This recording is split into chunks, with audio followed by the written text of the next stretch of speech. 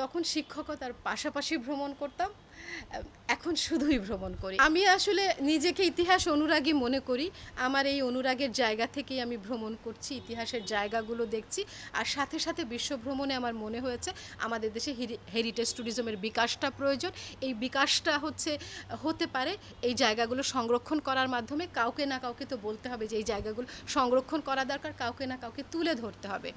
ব্যক্তিগত উদ্যোগে হয়তো আমি এই কাজটা করছি, কতটুকু কার কাছে পৌঁছাচ্ছে আমি জানি না।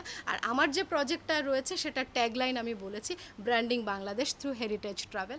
আমি চাই আসলে এই মানে এই ব্র্যান্ডিংটা হোক বাংলাদেশ হেরিটেজ ট্রাভেলের মাধ্যমে বিশ্ববাসীর কাছে পরিচিত হোক, শুধু আমাদের দেশের পর্যটকদের কাছে না, আমাদের দেশের মানুষদের কাছে না, বিশ্ববাসীর কাছে পরিচিত হোক তাদের মানে বাংলাদেশের ঐতিহ্য নিয়ে।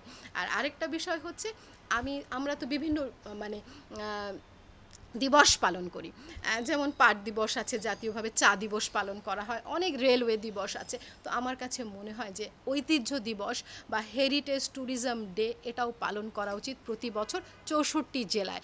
এটা যদি শুধু যে সেমিনার বা আমরা একটা র্যালি করলাম এই রকম না, এটা পালন করা উচিত আসলে যে ওই প্রতি বছর আমরা একটা স্থাপনা সংরক্ষণ করব, সেটাকে নিয়ে প্রচার প্রসারণা করব এবং সেটা মানে দর্শকদের জন্য উন্মুক্ত করব। এভাবে যদি আসলে 5 বছরের পরিকল্পনা নেওয়া হয় তাহলে 64 জেলায় একটা স্থাপনা মানে সংরক্ষণ করা কিন্তু খুব কঠিন কিছু না, এক বছর একটা স্থাপনা। তো 64 জেলায় প্রথম বছর 64টা স্থাপনা করা হলো। এভাবে যদি আসলে 5 বছর করে প্রতিটা স্থাপনা এভাবে সংরক্ষণ করা হয়, মানে ডিজিটালাইজেশনের মাধ্যমে যদি একে প্রচার প্রসারণা করা হয়, পয়সাটা রয়েছে সেই জায়গাটা আমাদের বুঝতে হবে, কর্তৃপক্ষকে বুঝতে হবে, সাধারণ নাগরিককেও বুঝতে হবে। নাগরিক দায়িত্ব পালন করতে হবে, রাষ্ট্রের কাজ করবে, আমরা নাগরিকরা সংরক্ষণে সহায়তা করব। আচ্ছা, ইতিহাস ঐতিহ্যের সন্ধানে আসলে আমি বাংলাদেশের কথা যদি বলা হয় তাহলে 2016 সাল থেকে জার্নিটা ফর্মালি শুরু হয়েছে। আর আরেকটা বিষয় হচ্ছে যে আমি ভ্রমণ করছি না এইভাবে আমি নিজেকে কখনো দেখিনি।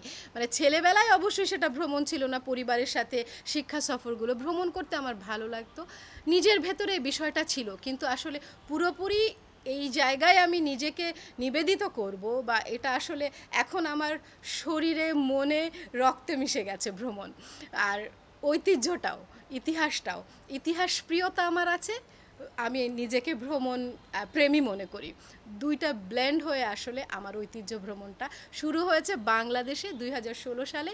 আর যদি মানে পর্যটনের কথা বলা হয়, বিশ্ব পর্যটনের কথা বলা হয়, আমার ওয়ার্ল্ড ট্রাভেলটা শুরু হয়েছে 1999 সালে।